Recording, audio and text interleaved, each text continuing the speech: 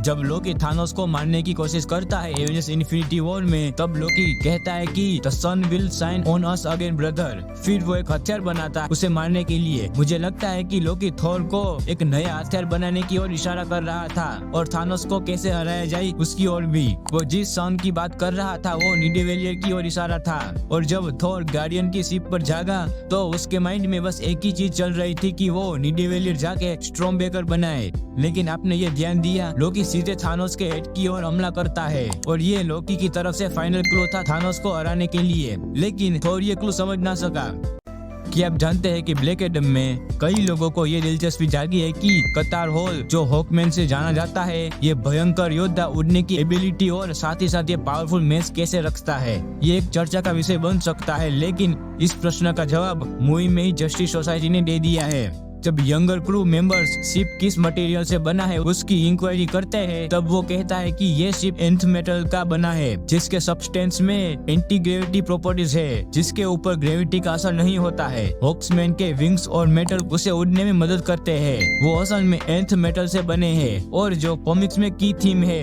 क्या आप जानते हैं कि एवेंजर्स में आप ओडिन के रेवन को देख सकते हो एसगार्डियन भाइयों के ऊपर जासूसी करते।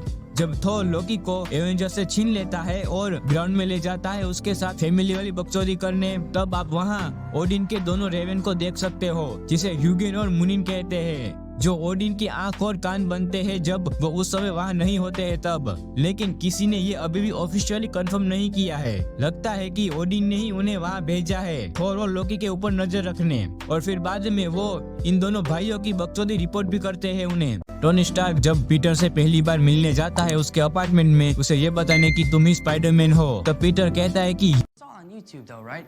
I mean, that's where you found that. Because you know that's all fake. It's all done on the computer. It's like that video. What is Yeah. Oh, you mean like those UFOs over Phoenix? जिसे नहीं पता कि Phoenix light क्या है, ये एक unidentified flying object की series है जो 13 मार्च 1997 में मेक्सिको और एरिजोना के ऊपर दिखी थी। कई लोगों ने यह भी कहा है कि वो ट्रायंगल शेप की यूएफओ थी जिसमें 5 लाइट लगी थी और उसका मेंशन मूवी में भी है, तो अब ये एमसीयू में भी एग्जिस्ट करती है। और थियरी ये भी कहती है कि वो जो फिनिक्स लाइट लोगों ने देखी थी वो असल में क्रिस स्क्रल वॉर की थी जो एमसीयू में हुआ था, और हमें पता है कि कैप्टन मार्वल 1997 के समय में हुई थी। लोकी और नो वे होम में कनेक्शन है।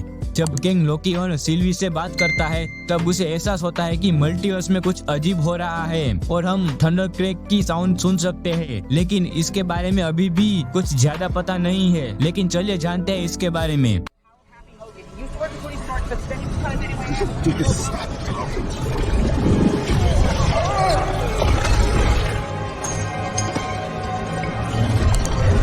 Basically, everyone who knew that I was Spider-Man before, she still knows.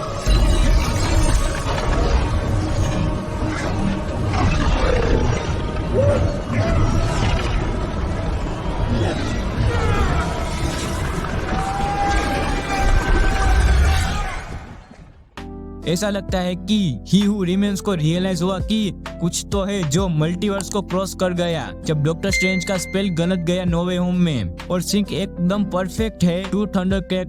कि आप जानते हैं मैन ऑफ स्टील में जब सुपरमैन ने अपनी हैंड कफ ब्रेक कर लिए तब स्वेनविक ही एकलौता बंदा था जिसकी फटी नहीं और ना ही वो पीछे हटा।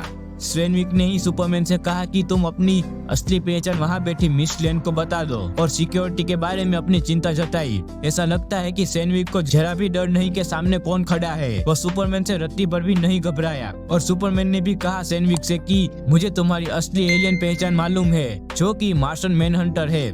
जब थोर कहता है